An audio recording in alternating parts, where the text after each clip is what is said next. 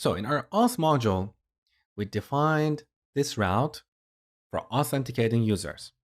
What about logging out users? Do we need a separate route for that? No, because we're not storing this token anywhere on the server, so we don't need a separate route handler to delete this token. So technically, you need to implement the login out feature on the client, not on the server.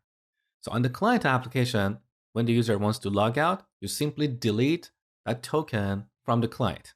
Now, I have seen courses and tutorials that teach you to store this token on the server in the database. This is a very bad practice because these tokens are like keys that give a client access to protected API endpoints. If a hacker can get access to your database, they can see all these tokens for authenticated users. They don't even need to know the password of a user. They can simply get their authentication token and send it to the server to execute requests on behalf of a user. So you should not store tokens in your database. And if you know what you're doing and you really want to store the token in the database, make sure to encrypt it. Make sure to hash it, just like the passwords.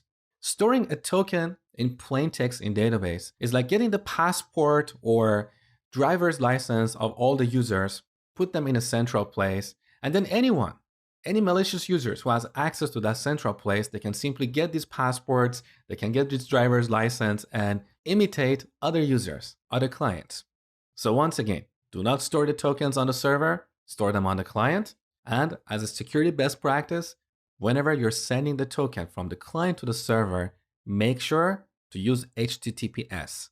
So a hacker sitting in the middle, sniffing traffic, they cannot read the token sent from the client to the server. So the data is encrypted between the client and the server.